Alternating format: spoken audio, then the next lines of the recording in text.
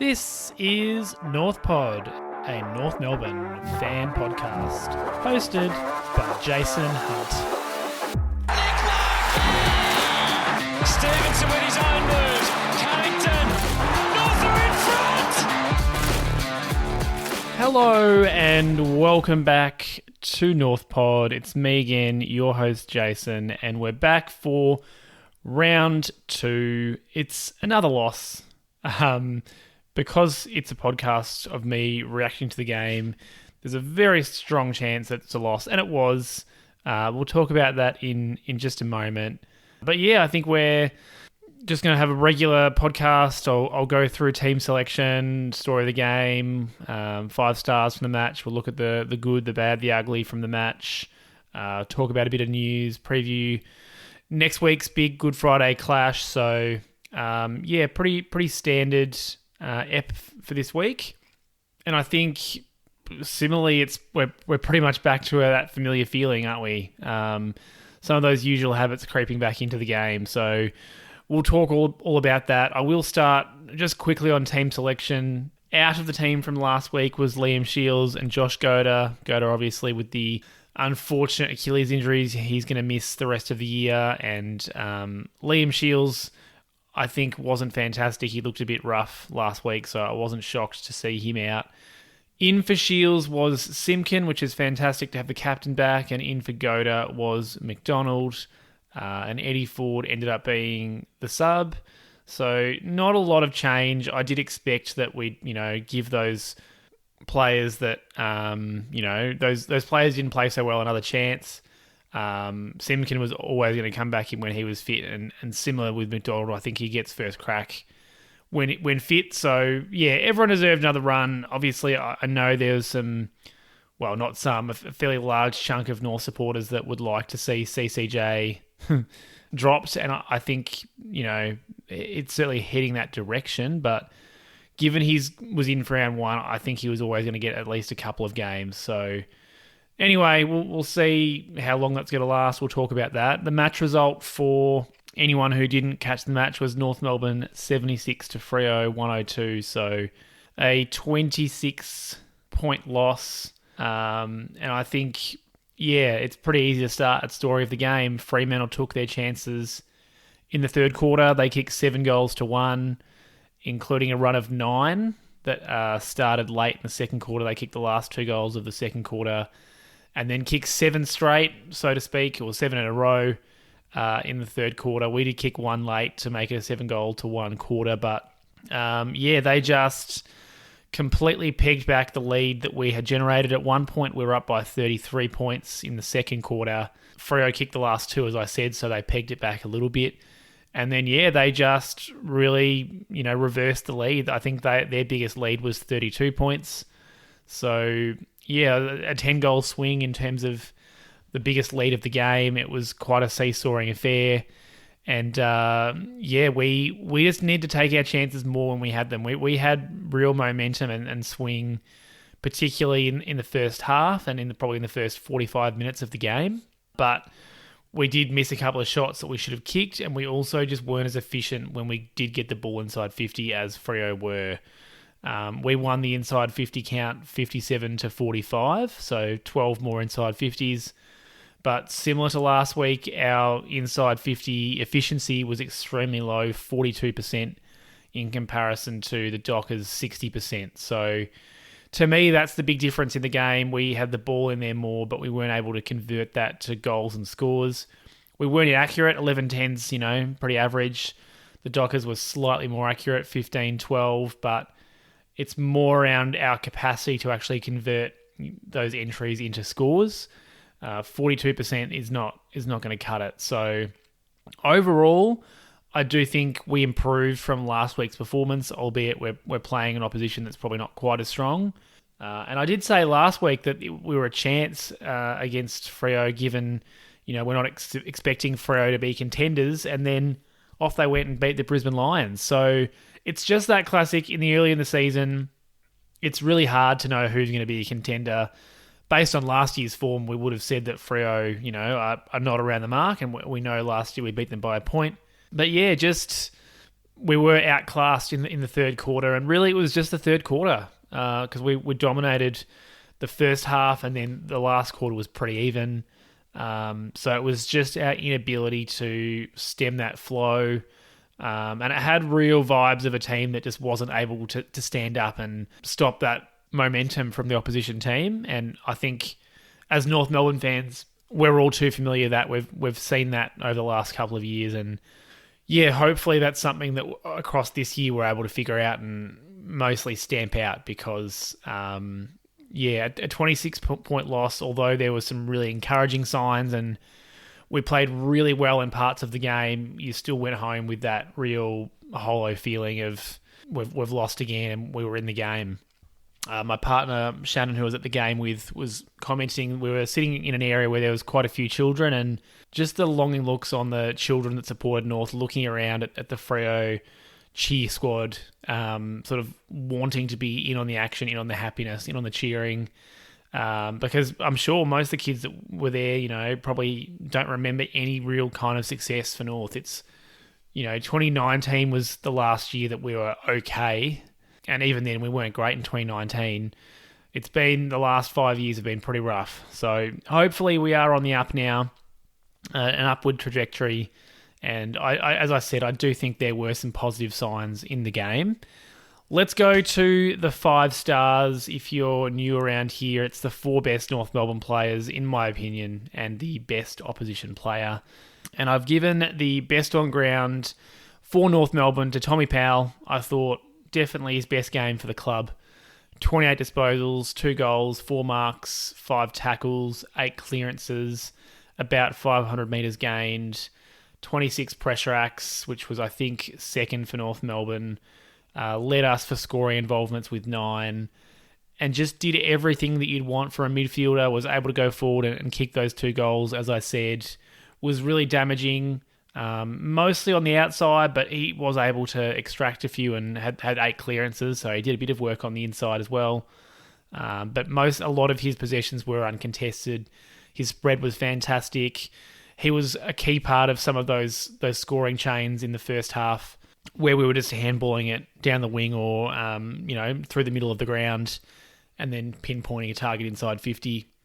I thought, he was a real standout. And sure, it's his best game for the club in a relatively short career, but it's just fantastic that now that he's actually in that midfield, he's able to play as a midfielder and rack up, 28 touches, which is a career best for him. I think last week he had 26 and that was also a career best. So he's in the best form of his AFL career and, couldn't be more pumped for him. It's great that he's taken that opportunity, and it's great also that he can go forward and do some damage, because we know that those midfielders that really just have to sit on the bench when they're not in the midfield, are probably not quite as damaging. You do want several mids that you can stick forward when they're resting and actually do something. So Tommy Powell, I think, can do that. So the 4 votes go to him. The 3 votes, Harry Sheezel, 35 disposals, 6 marks, 4 tackles, 520-odd metres gained, 5 intercepts, 20 pressure acts. And, I would just say it was another quiet 35 possessions for Sheez, which is pretty silly to say, really. And I just have to keep reflecting that, he's played now about 25 games, and he is by far the most assured, composed player in our backline. I actually don't know what it would be like in terms of our transition out of the back 50 without him there. It's crazy. It's crazy to think about. And it does make me think about, sure, it'd be great to have him playing in that forward line, because we know he's a dangerous forward type, but he just plays so well off half-back that it would be really hard for the coaching group to move him away from there. Yeah, of course, like last week, he does rack up some cheaper possessions, but just watching when it's in tight and contested, and he's making really quick decisions, he is by far our cleanest player. He really doesn't miss, and he seems to just have that sixth sense for knowing whether he's under the pump or whether he's got a bit of time. Probably going a bit early, but it's the exact opposite of Jaden Stevenson from today's game. He got caught several times, just wasn't aware of where opposition players were in relation to him. But yeah, Sheezel just knows. So a really fantastic game again from him. I think it's going to be tough not to give him votes most weeks because he just does an absolute power of work in that defensive 50. And he just has that innate ability to know where the footy is. And that's something really hard to coach. You'll just see every single time there's a contest in the back 50 where it's not coming in like super, super, super quick. He's always in the right spot. He's always able to receive a handball and move the ball away. So sure, that might be perceived as cheap, but he has that. He just reads the play so well. 2 votes, LDU, 30 disposals, 5 marks, 2 tackles, 9 clearances, 8 inside 50s, 6 score involvements, 27 pressure acts, most for the team. And I think, another really solid game from LDU. Probably a bit more complete than last week. I think last week, defensively, he lacked a little, but I don't think I could say that today. Sure, he only had 2 tackles, but the pressure acts, and I thought he ran pretty hard on defence as well. Lowered his eyes when he's going inside 50 at times, had the 8 inside 50s. So between he and Powell, they had 17 clearances, and you can see what that midfield engine room was doing, particularly in the first half. Doing an absolute sensational job. And I think, LDU is kind of similar to Sheezel in that I wouldn't say it was a game where, certainly at the ground, I didn't go, LDU's been phenomenal. But I think that probably speaks more to the standards that we're expecting from him now, where 30 touches is just, he played well and good on him. Whereas, I guess 3 years ago, if he's playing a game like that, we're stunned and we're going, oh my God, how good's this guy going to be? A great game from LDU. Would love to see a couple more tackles there, given he's spending so much time in and around opposition players. But I also think that the game wasn't necessarily played in such a way that there was opportunity for that. So 2 to LDU. And the 1 vote, it's always tough to pick out the 4th, I find. I think George Wardlaw was pretty hard to beat today. He had 23 touches, kicked a goal, 6 marks, and one of those was a fantastic contested grab, which he took around the 50-metre line and then went back and kicked the goal. And that was our only goal in the third quarter. So a really, really big moment. Had 4 tackles, 5 clearances, 24 pressure acts, and I think this game was just the epitome of what we're going to get from Wardlaw this year as he develops. He did some absolutely phenomenal things, and he also made some clangers. There was a fantastic moment where he caught someone, I don't remember who it was, he caught someone holding the ball sort of on the wing, and went back off the mark and just kicked it straight into the man on the mark. And you just went like, that's the George Wardlaw paradox at the moment. He's going to make mistakes. He's very, very different to Sheezel in that Sheezel is that classy, always has time, almost Scott Pendlebury-like, whereas Wardlaw is just a bull. He's chaos. He's never quite sure what he's going to do, and therefore neither is the opposition. It was a really up and down game. So that's what stopped him from being in that top 3. He does make mistakes, but he's played about 10 games. Absolutely our best player in terms of his attack on the opposition when they've got the ball. And he only ended up with 4 tackles today, but he had a couple of smothers too. He's just relentless, and I think that kind of drive and passion is what we're looking for from the rest of the players. So he's super exciting to watch. I can't wait to see what a 50-game George Wardlaw looks like, and I hope that he keeps that tenacity at the opposition. He's still developing his skills, and we also know that he spent a lot of time not playing football due to his hamstrings. So given all that, I think he's in a fantastic place, and I just can't wait to, as I say, get another 40-odd games into him. I thought Xerri was pretty unlucky. After the first quarter, he was fantastic in the ruck. Bailey Scott was pretty good with his running up and down the wing, kicked a goal too. I think Toby Pink was fantastic, really bounced back from last week. I thought he was serviceable last week, but he was really good today, had lots of spoils and tackling and competed really well. Zane Dersma was a fantastic option, just needed to convert some of his scoring opportunities to goals. And Paul Curtis started like a house on fire, kicked 2 goals, but really didn't do a lot after that. So they were probably the players that were most unlucky to miss out.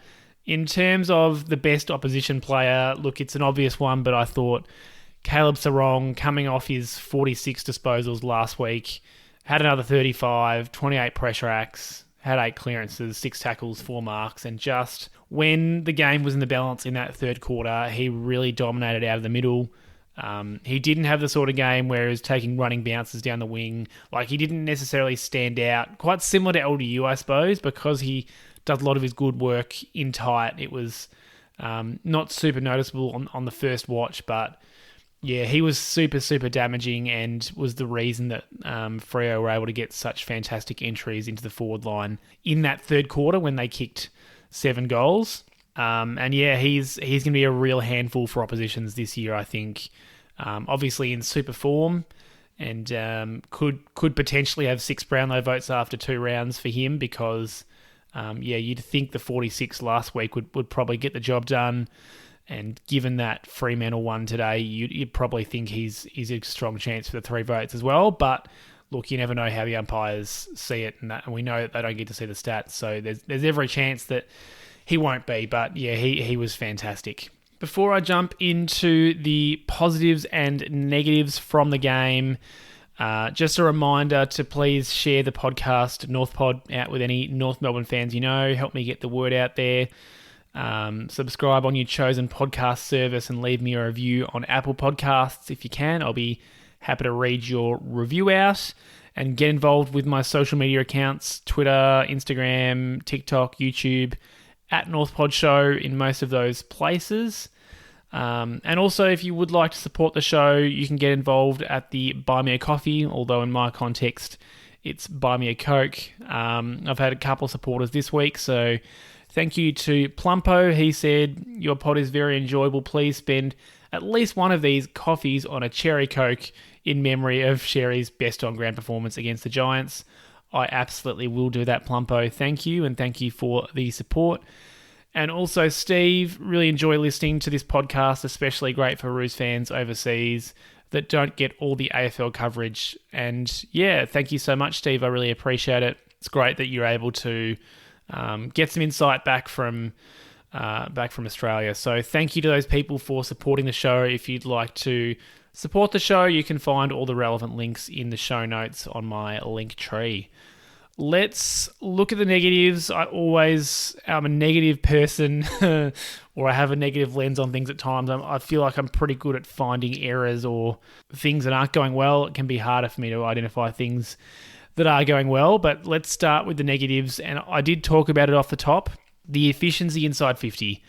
Now, I'm sure that there's a combination of connection with the midfield versus just function of the forward line, but you know, we really should have been further ahead, and we should have been more efficient later on in the game. There was a period there in the second quarter where or maybe it was the first, regardless, there was a period in the first half where we just kept kicking over CCJ's head, and then if we weren't doing that, he was running under it anyway. He had another really quiet game. We dominated the inside 50 count, but weren't able to convert that to scores. I thought, to be honest, in the first 45 minutes or so, we were pretty good. We just didn't have that killer instinct. We didn't have that capacity to really make it a 40, 50 point lead and put the game away. And that's really what, kept Freo in with a sniff. Their late 2 goals in that second quarter really gave them some momentum going into half time.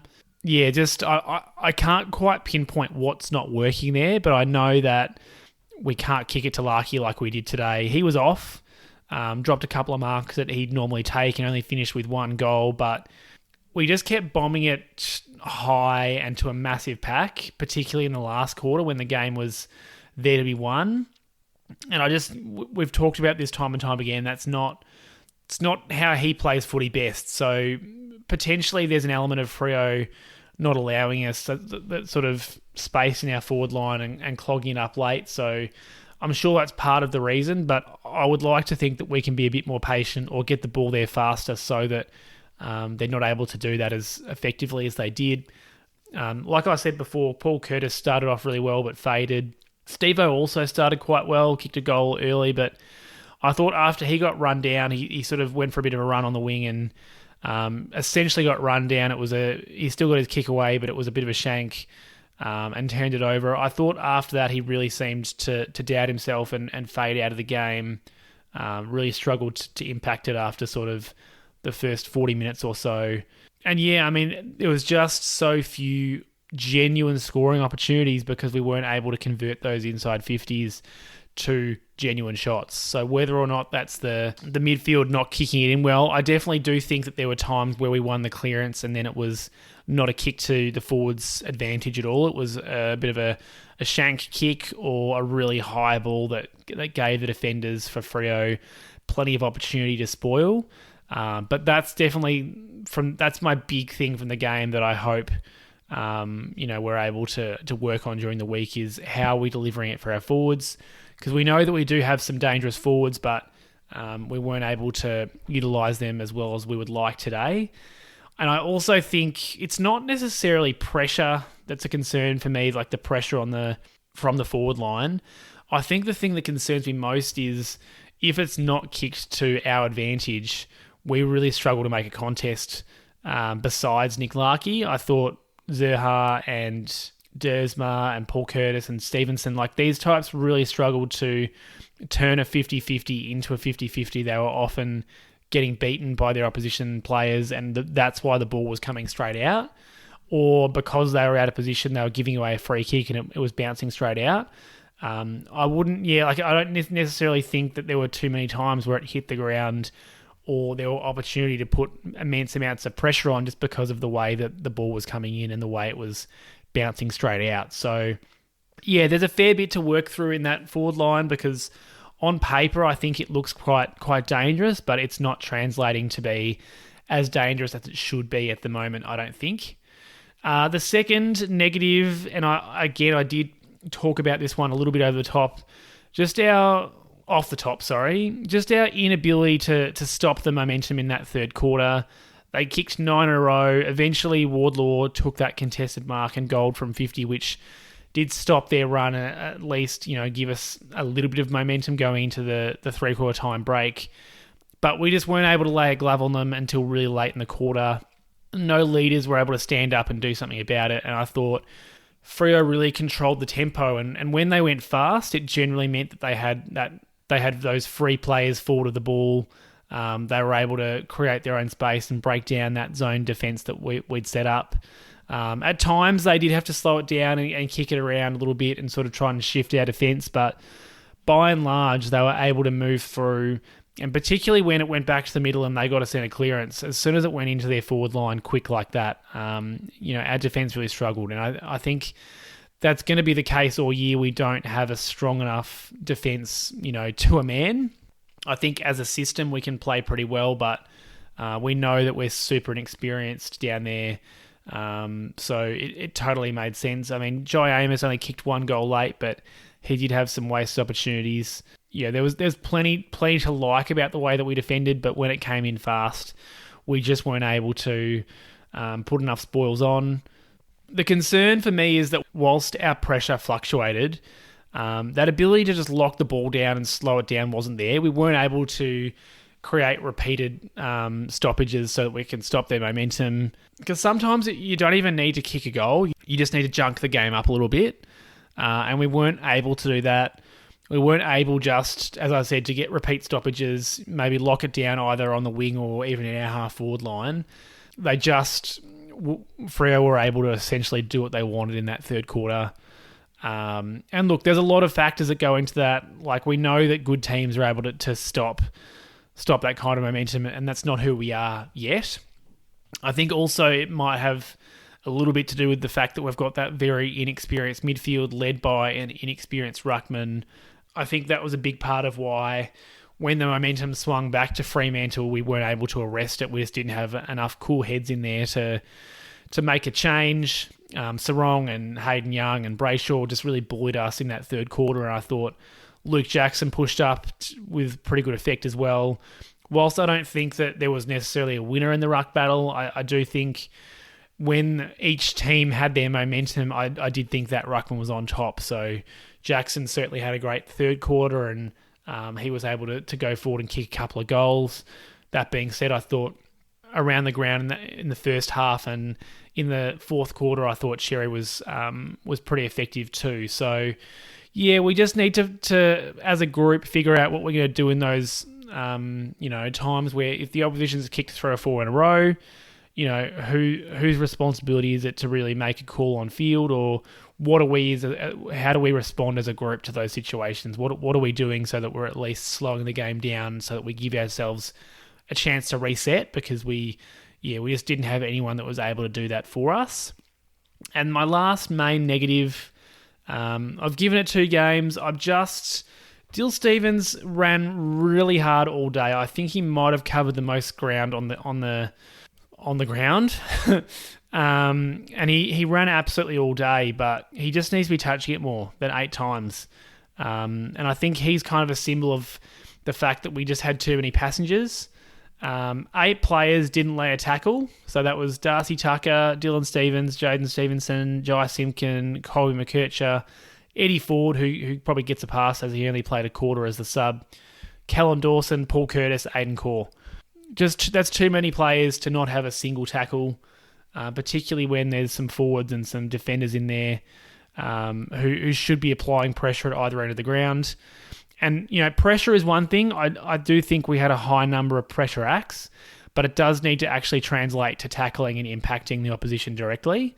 And that's the sort of thing that Dill Stephens was not able to do. He had a really, really quiet game, and I know he was presenting as an option at times. And as I said, he ran hard, but he's probably in that opposite position to Harry Sheezel. Sheezel knows exactly where to be, and I'm just not sure if in an AFL context, Dylan Stephens has that capacity to know where to be at all times.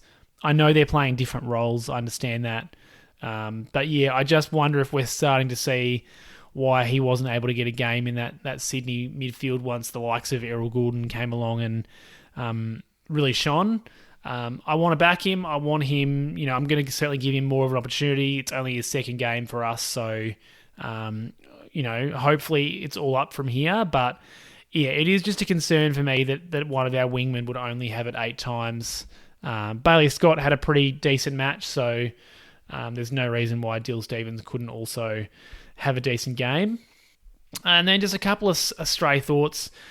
This was obviously my first game for the year. Didn't make the trip up to Sydney last week, and they talked about it on social media before the game that we were going to have the player songs after the goals, and boy are they tripe.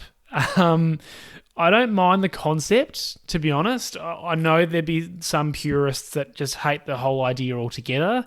I don't hate the concept, but I just think some of the picks that the players have gone with don't work at all. It's actually laughable.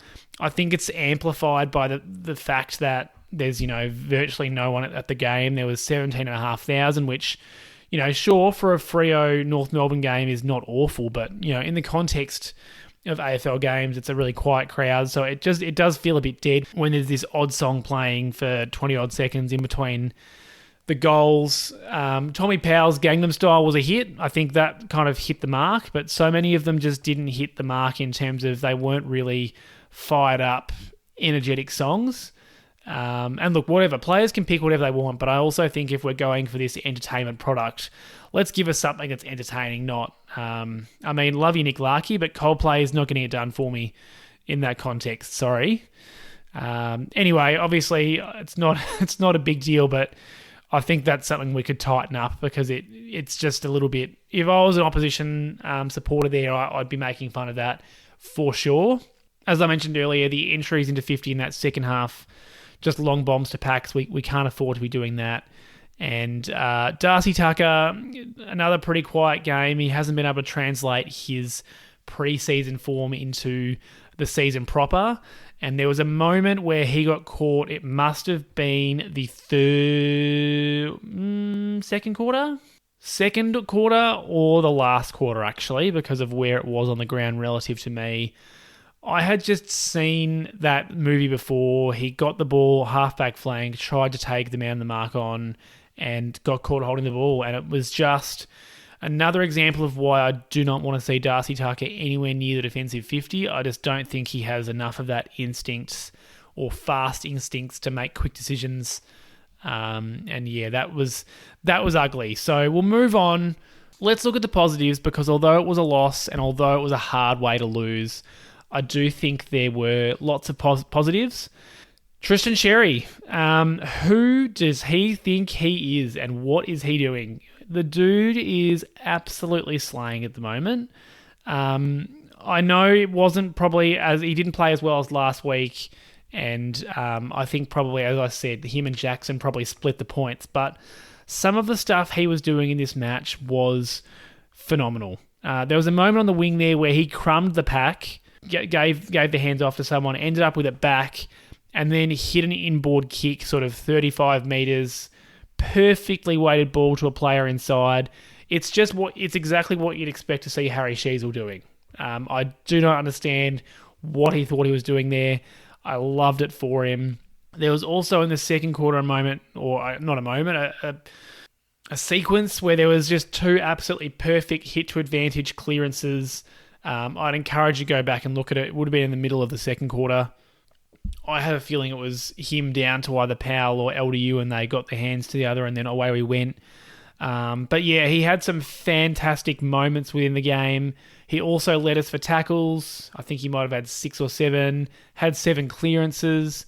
And yeah, as I said earlier, I think both he and Jackson played well, but the growth in Xerri continues to be encouraging. I think, his tap work's going to be a work in progress. At the start of the game, he wasn't necessarily hitting it down our throats, but I thought as the game went on, he really improved in that area, and he's just so active when the ball hits the ground. He's a fantastic tackler.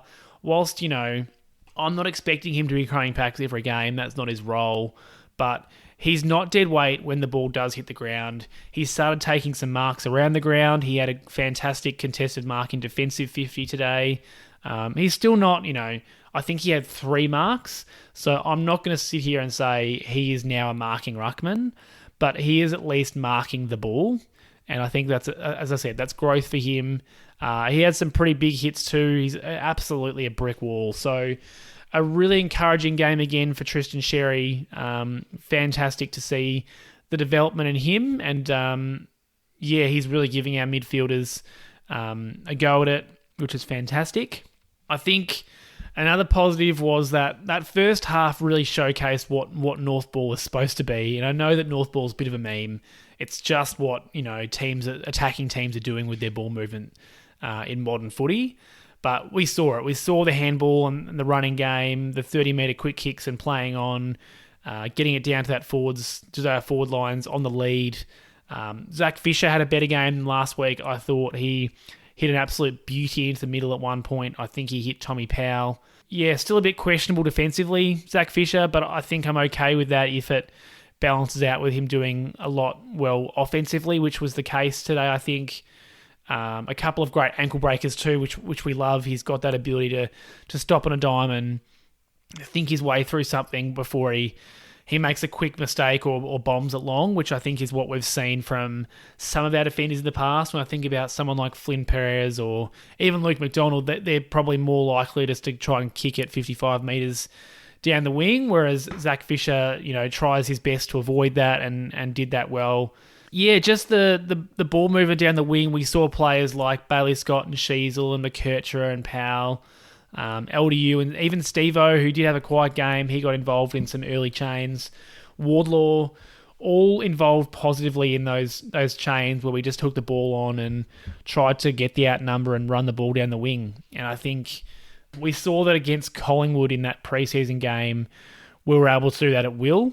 And I think now that the pressure of a real AFL game has hit, it is harder for us to do that. We're not finding it as easy, but when the situation allows itself and when we've moved the ball to the wing fast enough, you can see it happen, and we're able to really chain up really well. There was a moment early on, I think it was the chain that led to Jai Simpkins' goal, but there was a chain of handballs, and Tom Powell had some absolutely brilliant vision. He got a handball just as about to get tackled. He handballed it over his head. It was real Harlem Globetrotters stuff. And I think that ended up with George Wardlaw in the end, who kicked it inside 50 to Jai Simpkin, who goaled. And that's the sort of thing that we'd love to see once or twice a quarter rather than once a game. But, it's a work in progress, and we're getting there. And I think that's what North supporters, I hope, are going home thinking positively about. I know there's plenty to dwell on negatively, but you can see that when it works, the game plan is really exciting to watch and also effective. And I think that's what we need to hang our hats on, because we've had plenty of game plan demonstrations over the past 4 or 5 years where we've just, as fans, sat there going, but what are we actually trying to do? How's this going to win us a game of football? So it's there for all to see. We know we can score. We do need to work on the defensive elements of our game, but let's focus on the positives at the moment. And the last main positive, I think the young players are starting to really show the way now. And some of those are young in terms of actual age. Some of them are young in terms of games played. But, I've mentioned most of them already. Sheezel, Powell, Wardlaw, Xerri, Dersma, McKercher, Paul Curtis, even Callan Dawson, Toby Pink. As I said, some more about games played as opposed to actual age, but we're really starting to see that they're consistently our best players as opposed to some of those elder statesmen. Now that we have gotten rid of them, like we don't have Jack Zeeble in that defence anymore, who, was a consistently great player for us for sort of 12 years or so. I think this is why we're still a little while away, because our good players are our young players, but you can start to see it now. And that's probably, I think last year we could see it, but it really was just potential. And this year we're starting to see little glimpses of what it could look like. Still a lot of potential there. We're still a little while away, but there's just so little experience there to rely on now, and the young players simply have to step into those roles. And I think they're starting to do that. We saw that when we were playing well today. That's what it looked like. Tom Powell out of the middle. I'd love to see that for the next 5 years, because it was super, super exciting. I think what I'm hoping is later in the year, when a team does get a run on against us like Freo was able to, that it is maybe those younger players that are able to step up and stop the run earlier. It was Wardlaw that was able to do it with a massive grab today. But yeah, someone like McKercher, it's just so easy to forget that it was his second game of footy. And he's got some fantastic wheels. He was generally a really good decision maker. It's just fantastic. You almost take for granted the fact that he's a second gamer. And I think that is a credit to him, because he just looks like he's been doing it for 50-odd games. And, I think I said something similar last week, maybe in respect to Dersma. Like, he's a number 2 pick, McKercher, so he should be really good, and he is. But doesn't stop the fact that, I'm super impressed with the impact that he's been able to have. And, yeah, I think I mentioned it earlier. I mean, it's astonishing to think what Sheezel's been able to produce as a 25 gamer for us. He is elite, and I think we can certainly look at the positives from those young players and think about what's to come. Some stray positives, I thought Dersma presented really well. He took 11 marks for the game, so a fantastic tally. He was a fantastic option at half back when we were exiting defensive 50. Took a lot of his marks up there. Wasn't able to convert his opportunities to goals today, kicked the 2 points, so that was probably the difference between him having a good game and an okay game. If he was able to convert, I think one of them hit the post, so he was pretty unlucky, but yeah, I thought he had another encouraging game. The contested possession differential was better than last week, but we still lost it by 9, 118 to 127, so improvement there, and I'm sure a lot of that has to do with the smashing that we got in the third quarter. I didn't look for the breakdown, but I would have to imagine that we would have got smashed in the third quarter at a contested ball, but across the rest of the game, we're probably a little ahead. Good that Simpkin and McDonald got through. Neither of them had fantastic games, but I think they will be better for the run. Simpkin was probably a little better. McDonald is going to need to be really solid defensively if he's going to get a game, I think. We've got enough of those players that can transition the ball from the back line. We don't need him to be a distributor. It's great if he can, but yeah, he does need to be a lockdown option, and we've seen at times that he's capable of doing that, but in more recent years, I don't know if that's been the case. I think back to Toby Green giving him a bath, and that does worry me a little bit, but look, they've both got through their first AFL game for the year. We'll give them a couple of games to see where it ends up. And I think, sure, we were inefficient, but winning the inside 50 count is a positive. It's not often that we do that. So you do have to take the positives in that we were able to get the ball down there. Obviously, we need to work on what it looks like when it gets down there. That's going to do it for the game review. In terms of any other news from the week, the first VFL game was also on Saturday. Had an 81-42 win against the Northern Bull Ants, so a good start to the season for the reserves. Shields, Bergman, Phillips and Sellers probably the best on for the North Melbourne listed players. Sellers with 6 goals is really putting the pressure on the likes of Coleman Jones. I think it's fantastic that he's in such good goal-kicking form, so giving himself absolutely every opportunity. Greenwood was solid with his tackling, so he's always a good backup option. We know he was an emergency for this game, so he's probably close.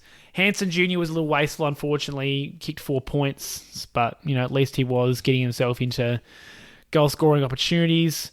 I believe Cooper Harvey went off with an injury. Hopefully that's nothing too serious, because I thought he had a pretty promising preseason.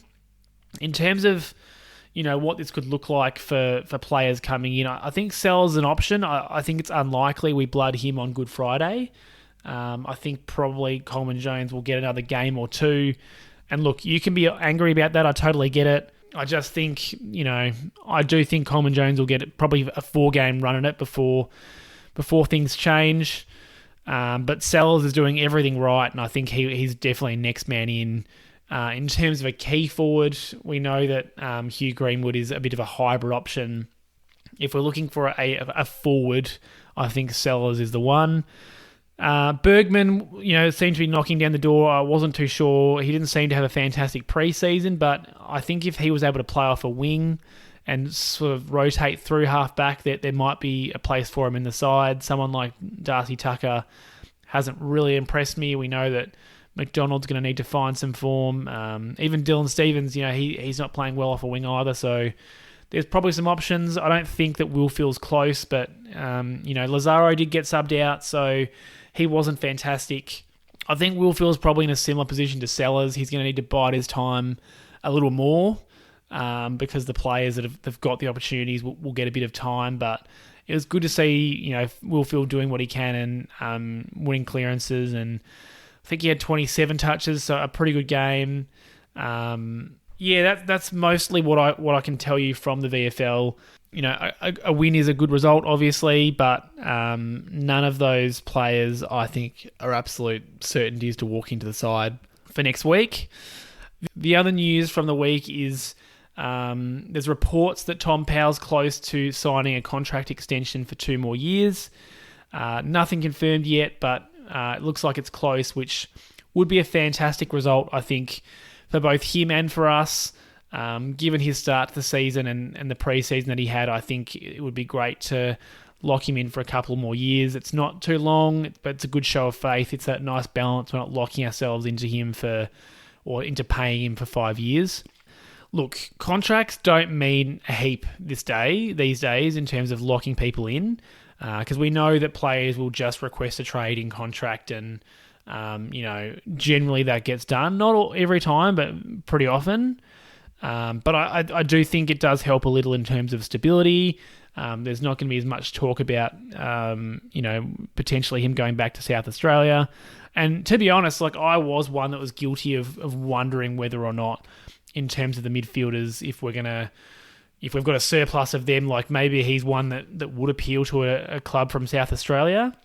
Obviously, Taron Thomas leaving the club sort of meant that that's a bit of a moot point now, because we do need this depth of midfielder. But yeah, I think he's really proved that he absolutely can fit into our midfield dynamic this year, which is fantastic. So hopefully he does sign on for a couple more years and get that security for both of us. I think that'd be elite, and we can hear Gangnam Style at Marvel Stadium for years to come.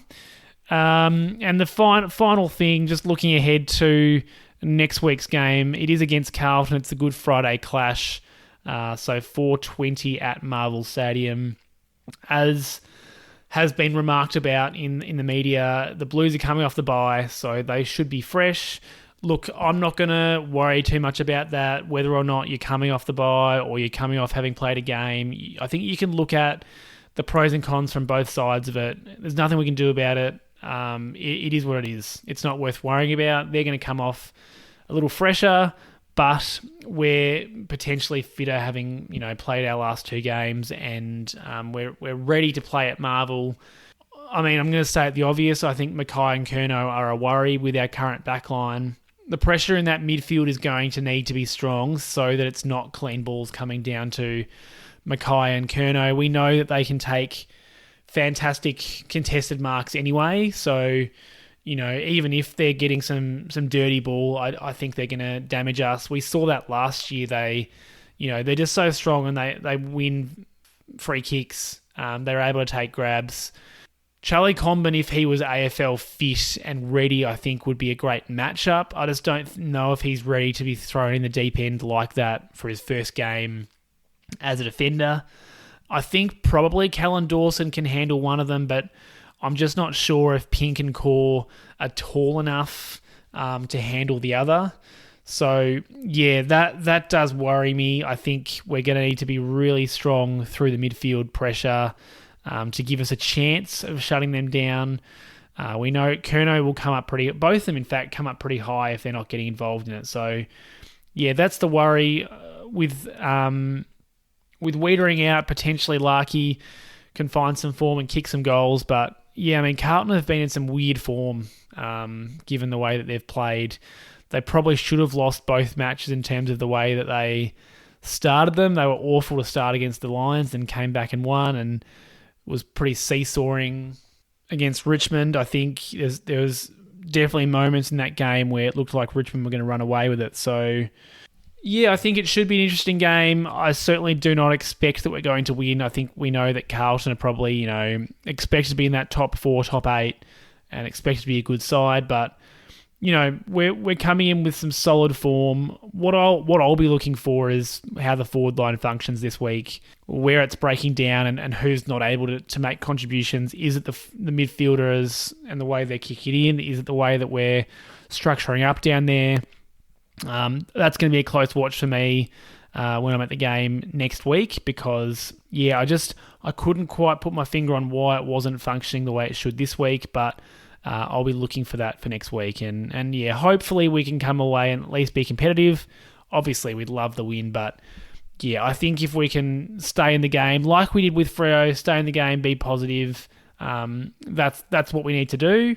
And yeah, I think that's going to do it for this week's podcast. So hopefully you've found something enlightening or interesting out of that. It is still the start of the season, so I think it's kind of easier to feel a bit optimistic and a bit, we'll get the next one. I think if this match had happened, round 15 or 16 and we'd only won 1 or 2 games, I'd be really upset with the wasted opportunity. And we might look back and go, gee, that was one of those ones we should have won. But look, positive signs, and I think, if anything, it was Tom Powell's breakout game. We can all remember it as the game that he torched a pretty strong midfield. Hope everyone has a fantastic week. Get along to the Good Friday game. It's a fantastic opportunity for us to, be in the spotlight and be on free to air for the first time for this year. And yeah, let's keep it going, Roo boys. Go North.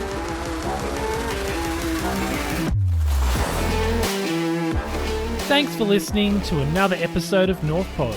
If you give me a rating or review on your podcast service, that would be much appreciated. And please follow me on all social media at North Pod Show. I'm on X or Twitter, Instagram, YouTube, TikTok, and I'm also very active on the North Melbourne subreddit. Hope you'll join me for the next episode.